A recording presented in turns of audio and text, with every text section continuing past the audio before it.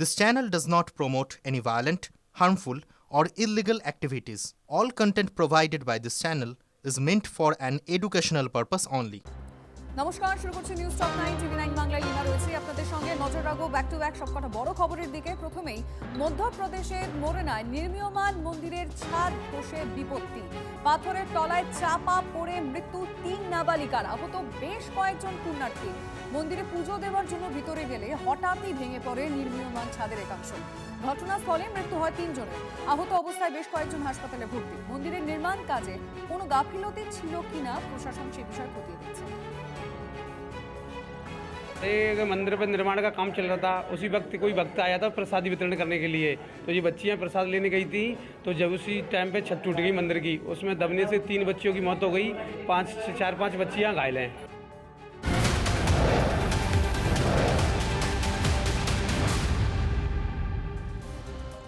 আসামিকে ধরতে গিয়ে পুলিশকে বাধা দেওয়ার অভিযোগ। বীরভূমের সিউড়ি পুরসভার 3 নম্বর ওয়ার্ডে উত্তেজনা। পুরনো একটি মামলায় অভিযুক্ত হাতিম শাহ এবং তার দলবল। ঠিক কি ঘটেছিল, কি অভিযোগ সামনে আসছে আমরা জানবো হিমাদ্রি আমাদের প্রতিনিধির কাছ থেকে। হিমাদ্রি, দেখো, একেবারে সিউড়ি পৌরসভার অন্তর্গত 3 নম্বর ওয়ার্ডে হাতিম সাহা তার বাড়িতে যখন পুলিশ যায়, ওয়ারেন্ট থাকার সত্ত্বেও পুলিশকে বাধা দেওয়া এবং পুলিশকে দোতলার ঘরে আটকে রাখার মতো অভিযোগ উঠে।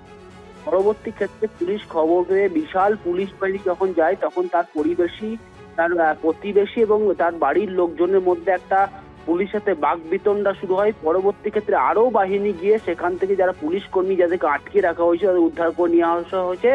ইতিমধ্যেই কিন্তু এই ঘটনায় 6 জনকে গ্রেপ্তার করা হয়েছে। পাশাপাশি আরো বেশ কয়েকজনকে আটক করা থেকে জিজ্ঞাসাবাদ করা হচ্ছে পুলিশের পক্ষ থেকে। ঠিক কি কারণে এই ধরনের পুলিশের উপর আক্রমণ, সেটা ইতিমধ্যে পুলিশ জানার চেষ্টা করছে। পাশাপাশি 6 জনকে ইতিমধ্যে গ্রেপ্তার করা হয়েছে। ধন্যবাদ। পরের ব্রেকিং, দিল্লি রওনা রাজ্যের মুখ্য নির্বাচনী আধিকারিকের। বিধানসভা ভোটের প্রস্তুতি নিয়ে আলোচনা। আগামীকাল ফুল বেঞ্চের সঙ্গে বৈঠকে যোগ দেবেন সিইও। আলোচনায় থাকবে এসআইআর প্রসঙ্গ।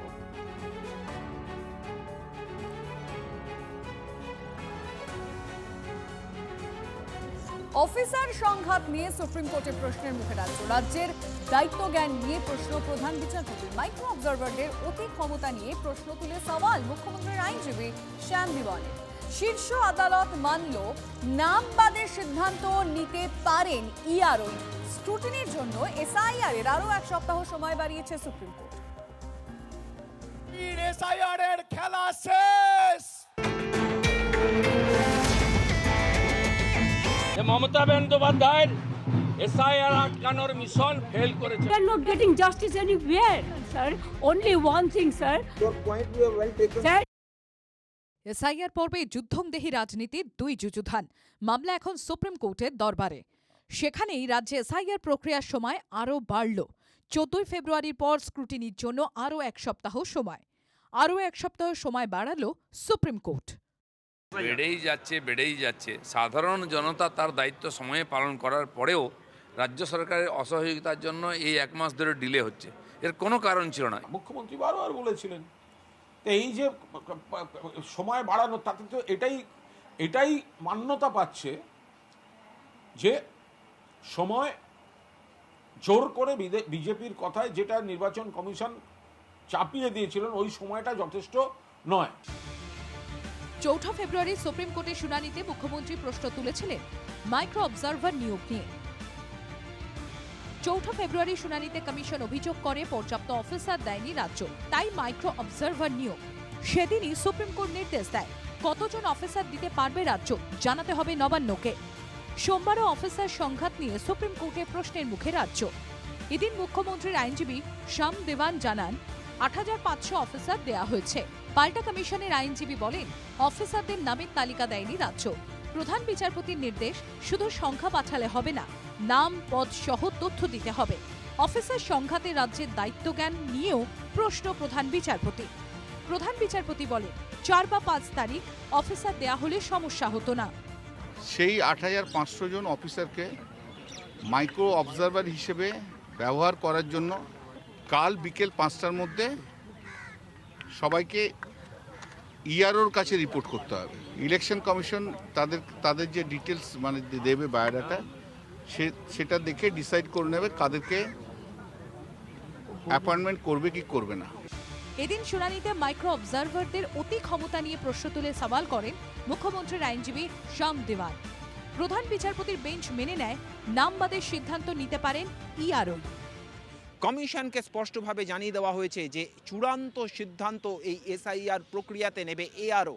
এবং মাইক্রো অবজারভাররা যেমন নজরদারির কাজ করছেন, তেমনি যেখানে সন্দেহজনক আছে, যার নাগরিকত্ব নিয়ে প্রশ্ন আছে, এই রকম ভোটারদের যদি ইনক্লুড করেন মমতা বন্দ্যোপাধ্যায়ের কথায় বা নন্দিনী চক্রবর্তীর কথায় বা আইপ্যাকের বুদ্ধিতে, তাহলে ইআরওদের কপালেও ভবিষ্যতে কিন্তু দুঃখ রয়েছে। এবারে যা যা অভিযোগ রয়েছে, যা যা অনুযোগ রয়েছে তা নিয়ে পরের সোমবার ফের শুনানি।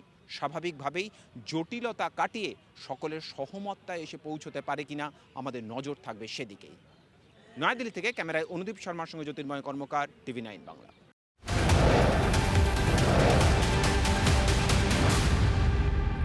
আর এই মুহূর্তে একটা বড় খবরের দিকে নজর রাখি। কমিশনে গ্রুপ বি অফিসারদের তালিকা পাঠালো রাজ্য। ৮৫০৫ জন অফিসারের তালিকা কমিশনে পাঠিয়েছে রাজ্য। ডিটেল জানাবেন শ্রাবন্তী সাহা। শ্রাবন্তী, দিনভর শুনানিতে বারবার উঠে এসেছে এই ৮৫০৫ জন অফিসারের কথা, যেখানে রাজ্য সরকার ইতিমধ্যে সেই তালিকা পাঠানোর কথা জানিয়েছে শীর্ষ আদালতে। আজকে সন্ধ্যের পরে সেই তালিকা এসে পৌঁছেছে। এরা প্রত্যেকেই মাইক্রো অবজারভার হিসেবে রাজ্যের পক্ষ থেকে কাজ করবেন, যদিও শীর্ষ আদালত স্পষ্ট করে দিয়েছে মাইক্রো অবজারভার নয়, একেবারে সেই দায়িত্ব থাকবে ইআরও। যে কোনো ধরনের ফর্ম চেকিং এর পরে সেটি আসল কি নকল বা আপলোড করার দায়িত্ব থাকবে ইআরওর উপরে, তার সিদ্ধান্তই সর্বশেষ সিদ্ধান্ত। আজকের এই তালিকা প্রকাশের পরে তালিকা পৌঁছে গেছে কমিশনের অফিসে এবং আগামীকালের মধ্যে এদের বিভিন্ন জায়গায় পাঠিয়ে দেওয়া হবে। ধন্যবাদ।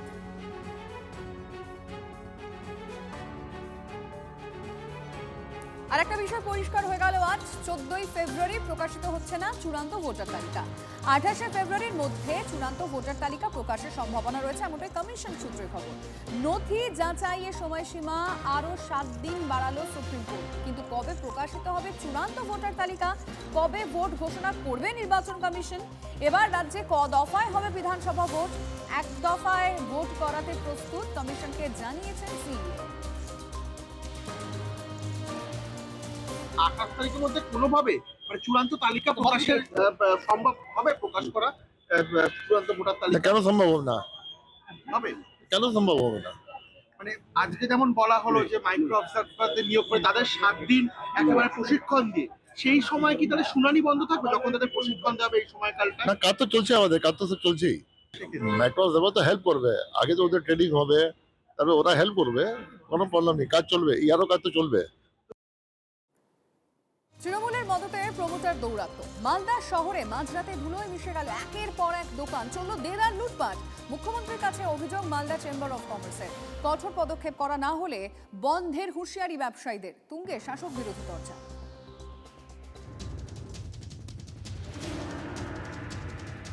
গভীর রাতে চলল বুলডোজার। মালদা জাতীয় সড়কের ধারে গুড়িয়ে দেওয়া হলো একের পর এক 9টি দোকান। চলল দেদার লুটপাট। মালদা শহরের জাতীয় সড়কের পাশের জমিতে দীর্ঘদিন ধরে রয়েছে গাড়ির যন্ত্রাংশ বিক্রির দোকান, হোটেল, লজ। বেশ কয়েক বছর ধরেই সেই জমি কেনার চেষ্টা চালাচ্ছিলেন এক প্রমোটার। পাল্টা বাধাও দিচ্ছিলেন দোকানিরা। দুপক্ষের বিবাদের জল গড়ায় হাইকোর্টে। তৃণমূলের মদতে এলাকায় প্রমোটার রাজের অভিযোগ তোলেন ব্যবসায়ীরা। উপর মহলে নেতা মন্ত্রীর হাত না থাকলে তো এত বড় ঔদ্ধত্য কেউ দেখাতে পারে না। সবারই হাত আছে, না তো কেউ তো রুখে দাঁড়াচ্ছে না। যদি হাত না থাকতো তাহলে তো রুখে দাঁড়াতো। ব্যবসায়ীরা যাই অভিযোগ করুন না কেন, সবই উড়িয়ে দিয়েছেন তৃণমূল নেতার ঘনিষ্ঠ প্রমোটার রাজীব শর্মা। না না না, আমার মিথ্যা কথা অপপ্রচার করছে তার এটা। কারণ ওটা আমি কি কোনো কিছু এখনো কিনিনি বা কোনো কিছু আমার কাছে কিছুই নেই, এগ্রিমেন্ট কিছু নেই। যদি ওরা ওরকম করে তাহলে মানহানি কেস করতে হবে, এরকম কিচ্ছু নেই। আমাকে কোনো ওরা এগ্রিমেন্ট দেখাতে পারবে না, কিচ্ছু করতে পারবে না। দোকান সরানো যাবে না নির্দেশ আদালতের। তবে সেই রায়কে বুড়ো আঙুল দেখিয়ে মাঝরাতে চলল বুলডোজার। ধুলোয় মিশল একের পর এক দোকান। রাতারাতি নিঃস্ব ব্যবসায়ীরা। ইংরেজবাজার থানায় অভিযোগ দায়ের। যদিও এই ঘটনার পর অভিযুক্ত প্রমোটারের পাশেই দাঁড়িয়েছেন ইংরেজবাজার পুরসভার chairman Krishnendu Narayan Chowdhury. Unauthorised encroachment করে নিয়েছে, কারণ পোস্ট অফিস মোড়ের সামনে ওখানে বোর্ড লাগিয়ে দেওয়া হয়েছে যে affiliated by chamber of commerce. ওটা তো কমপ্লিটলি ওখানে যারা চান অথরাইজলি 5বার 6বার করে হাত বদল হচ্ছে টাকার বিনিময়ে। মুখ্যমন্ত্রীকে অভিযোগ জানিয়ে চিঠি দেওয়ার ভাবনা মালদা চেম্বার অফ কমার্সের। 48 ঘন্টার মধ্যে কঠোর পদক্ষেপ না করলে জেলায় বন্ধের ডাক দেওয়ার হুমকি ব্যবসায়ী সংগঠনের। জেলা পুলিশের কাছে আমরা অলরেডি 2বার ইনফরমেশন করেছি এবং আমরা মাননীয় পুলিশ সুপারের সঙ্গেও আজকে আমাদের সেক্রেটারি উত্তমবাবু কথা বলেছেন। পুলিশ সুপার আমাদের বলেছেন যে এই ব্যাপারে আমি সঙ্গে সঙ্গে স্টেপ নিব। দোকান ভাঙচুর লুটপাটের ঘটনায় রাজ্যের শাসক দল তৃণমূলকে তীব্র আক্রমণ বিজেপির। যদি সমস্ত কিছু বৈধ থাকে তাহলে রাতের অন্ধকারে ভাঙতে হয় নাকি? তাহলে কোর্টের সমস্ত কাগজপত্র দিয়ে দিনের বেলা নোটিশ করে ভাঙবে। রাতের অন্ধকারে ভাঙছে মানে জানতে হবে অবৈধ ব্যবস্থা আছে এবং সম্পূর্ণ এই ব্যবস্থার পিছনে তৃণমূল কংগ্রেসের সমস্ত নেতৃত্ব যুক্ত আছে। বিধানসভা ভোটের আগে এলাকায় বুলডোজার চালিয়ে নিজেদের দাপট দেখানোর কৌশল তৃণমূল কংগ্রেসের। তুঙ্গে তরজা। মালদা থেকে শুভতোষ ভট্টাচার্যের রিপোর্ট, TV9 বাংলা। পদ পেলেও নেই দপ্তর, কার্যত হাত গুটিয়ে বসে রয়েছেন তৃণমূল পরিচালিত জলপাইগুড়ি পুরসভার ভাইস চেয়ারম্যান। পদ বন্টনে ও শাসক দলে কোন্দল, খোঁচা বিজেপির, পাল্টা পদ্ম শিবিরকে তোপ তৃণমূলের। হয়েছে শপথ, পদ মিললেও এখনও দফতর পাননি তৃণমূল পরিচালিত জলপাইগুড়ি পুরসভার ভাইস চেয়ারম্যান সন্দীপ মাহাতো। লোকসভা ভোটের যেসব পুরসভাগুলিতে তৃণমূল পিছিয়ে ছিল সেসব পুরসভার চেয়ারম্যান ও ভাইস চেয়ারম্যানকে সরানোর নির্দেশ দিয়েছিলেন অভিষেক বন্দ্যোপাধ্যায়। সেই মতো 14ই নভেম্বর বদল করা হয় জলপাইগুড়ি পুরসভার পুরপ্রধান ও উপপুরপ্রধান। পাপিয়া পালকে সরিয়ে চেয়ারম্যান করা হয় ভাইস চেয়ারম্যান সৈকত চট্টোপাধ্যায়কে। ভাইস চেয়ারম্যান হন chairman in council Sandip Mahato. দায়িত্ব বুঝে নিতে চেয়ারম্যানের সঙ্গে যোগাযোগ, পুরপ্রধানের সঙ্গে যোগাযোগ করেন সন্দীপ মাহাতো। পুরপ্রধান সৈকত চট্টোপাধ্যায় সদুত্তর দিতে পারেননি। অভিমানে পুরসভায় যাওয়া বন্ধ করেন সন্দীপ মাহাতো। বোর্ড মিটিংয়েও অনুপস্থিত ভাইস চেয়ারম্যান। শপথ নেওয়ার পর 3 মাস হতে চললেও এখনও দফতর বন্টন করা হয়নি। একাই সব দফতর কুক্ষিগত করে রাখার অভিযোগ পুরসভার চেয়ারম্যান সৈকত চট্টোপাধ্যায়ের বিরুদ্ধে। এবং আমার সঙ্গে ওনার মত কোনো কাজের মতের পার্থক্য থাকতে পারে, মনান্তর নেই। আমার সঙ্গে ওনার ব্যক্তিগত কোনো মনান্তর নেই। উনি মনে করতে পারে গুরুত্বহীন, কিন্তু যেহেতু উনি চেয়ারম্যানের পদে আছেন, ওনাকে সম্মান করি, আমি শ্রদ্ধা করি। আমরা একটা জিনিসই জানি, কাজের গতি বাড়িয়ে যাও, কাজ করে যাও, মানুষের জন্য পরিষেবা দাও। আমি অন্য ব্যাপারে কোনো ব্যাপারে আলোচনাও করি না, চিন্তাও করি না। দফতর বন্টনেও সামনে চলে এসেছে তৃণমূলের অন্তর্দ্বন্দ্ব, খোঁচা বিজেপির, পাল্টা পদ্ম শিবিরকে তোপ শাসক দলের। এবার চেয়ারম্যান হবার জন্য আমরা তো শুনেছি তাদের লোকের মুখ থেকে নাকি একটা বড় অঙ্কের টাকা তিনি দিয়েছেন, দিয়ে চেয়ারম্যান হয়েছেন। সেজন্য তিনি এখন কামানোর চেষ্টা করছেন, সব দপ্তর নিজের কাছে রেখেছেন, দপ্তর কাউকে ভাগ করেননি। তৃণমূল কংগ্রেসের টাকা দিয়ে পদ নেওয়া, এটা হয়তো ওরা বলছে, আমাদের দলে এগুলো চলে না। আর যে দ্বন্দ্বটার কথা বলছেন, দ্বন্দ্ব বলে তৃণমূল কংগ্রেসের মধ্যে কিছু নেই। আমরা একই পরিবারে থাকি, একটা ছোট্ট একটা সমস্যা আছে। জলপাইগুড়ি পুরসভায় ভাইস চেয়ারম্যান পদের রদ বদলের পর কাটতে চলেছে 3 মাস। এখনো কেন বন্টন হলো না দফতর, উঠছে প্রশ্ন। জলপাইগুড়ি থেকে নীলেশ্বর সান্যালের রিপোর্ট, TV9 বাংলা। রং রুট আর তাতে তুলকালাম, জোড়া হাতিতে হুলস্থ, রুট বদলে গোঘাটের অর্জুন গেরিয়ায় গজরাজ। 7 সকালে তৃণমূল সাংসদের বাড়ির পাশ দিয়ে ঢুকে পড়ে 2টি দাঁতাল। আচমকা চোখের সামনে 2টি হাতি দেখে চক্ষু চড়ক গাছ এলাকাবাসী। হাতিদের তাড়াতে এলাহি আয়োজন, বন দফতর হুলাপাটিদের নাকানি চোবানি খাইয়ে দিচ্ছে গজরাজ।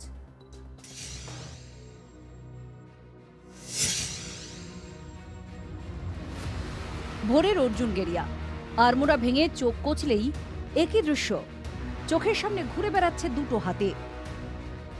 ফসল বাঁচাতে কৃষকরা তাড়া করেন হাতিদের, এরপর তারা ঢুকে পড়ে পুকুর পাড়ের জঙ্গলে।